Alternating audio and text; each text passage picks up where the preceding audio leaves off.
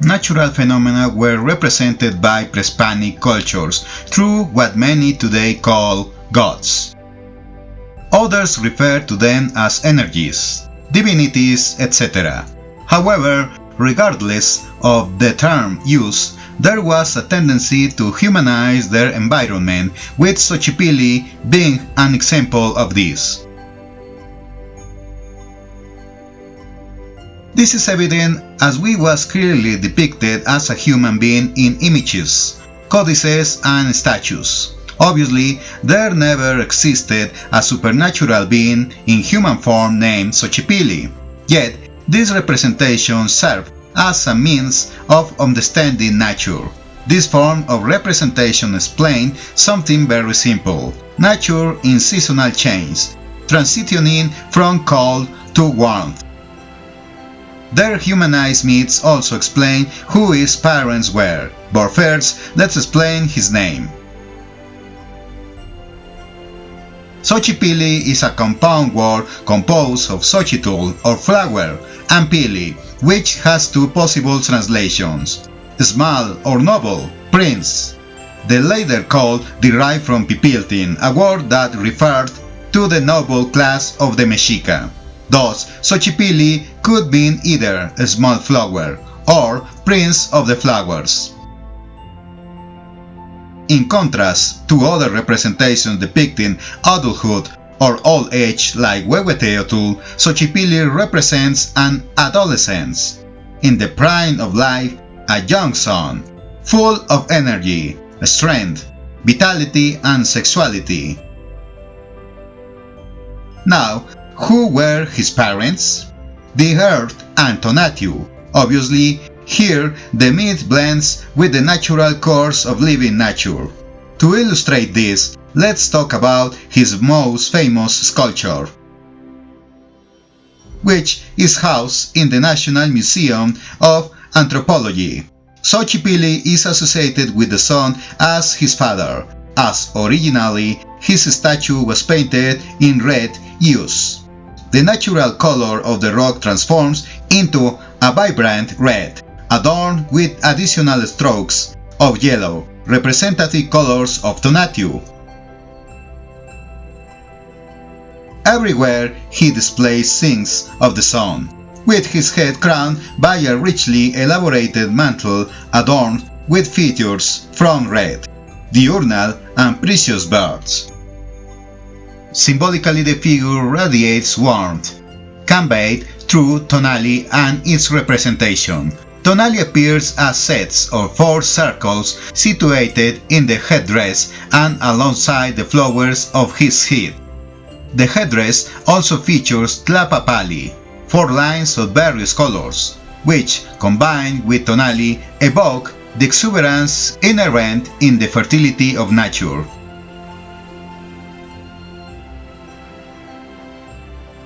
His early origins and his mother are revealed when he exposes his clasp in the ankles that embrace his ankles. Additionally, a fierce face with teeth emerge in the chest plate covering him, representing the ancient Cipactli. This monstrous being, akin to a giant reptile, was dismembered to create solid ground. In this sculpture, where Europeans saw only diabolical beings, we witness the moment when the sun during the warm season activates the earth, giving life to plants and flowers. Xochipilli is born, shedding his underworld skin, wearing a mask covering his face. Just as the earth neuters Xochipilli and expels him upon death, it will embrace him again, returning him to its depths. During birth, Xochipilli transcends the earth as plants sprout throughout his body, cracking the ground, infusing color and life into fields, mountains, valleys, etc. This richness is portrayed in his image with numerous flowers engraved in the rock, bearing witness to his wealth. Over 500 years, the explosion of flora in Xochipilli has sought explanation. though the recognition of the carved flowers on his figure, including tobacco, flowers and others, a comparison is made with the originals depicted in reliefs.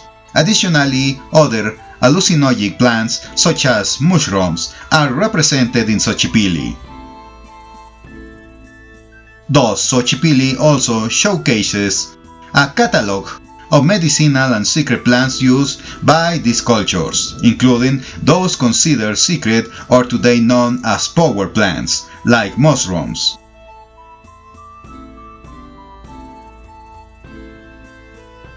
These plants explain Xochipilli's ecstatic state, induced by the very plants that elevate him above humans and connect him with other planes. Xochipilli is depicted in the four cardinal directions, as seen on his throne where he is seated. Each side is adorned with engraved flowers and butterflies, symbolizing the cardinal points. As mentioned, this sculpture is located in Mexico, unlike another found in the British Museum. The one in Mexico was discovered in the town of Tlalmanalco in the current state of Mexico, near Iztaccíhuatl.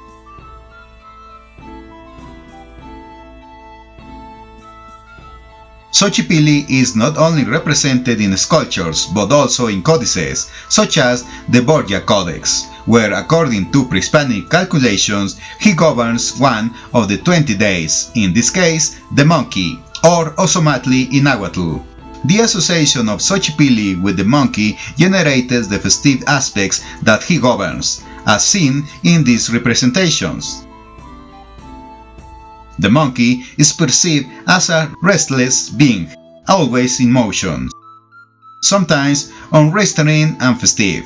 Therefore, the association of Xochipilli with the monkey, coupled with his youthful appearance, clarifies why he is linked to singing, dancing, flowers, music, and the game of chance represented in the famous Patoli.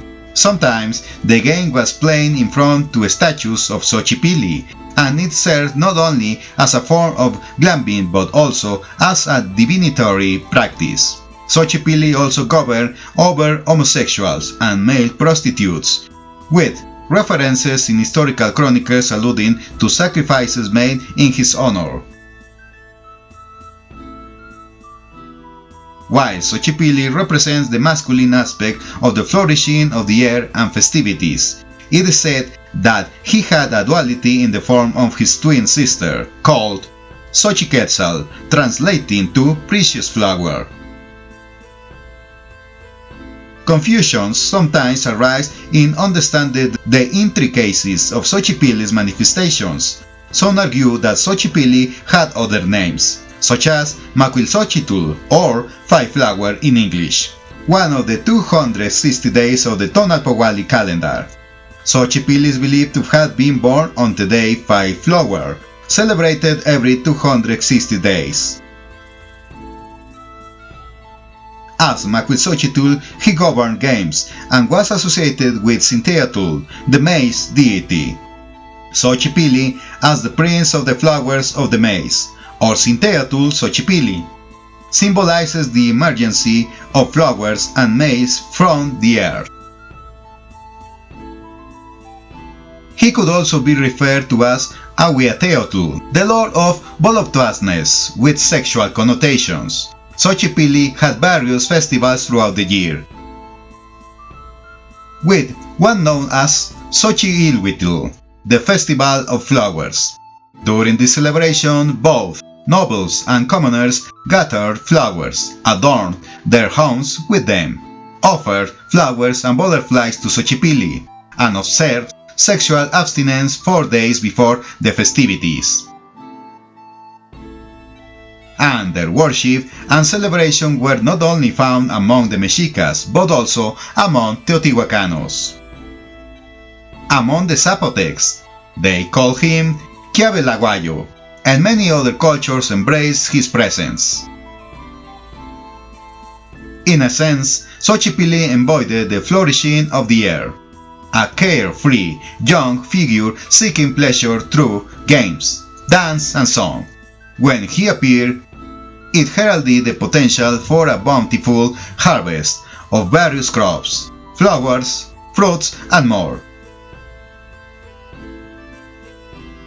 In times of abundance of the earth, concerns natural fading, giving way to singing, celebration, and enjoyment. All of this was symbolized by the Prince of Flowers, Xochipilli,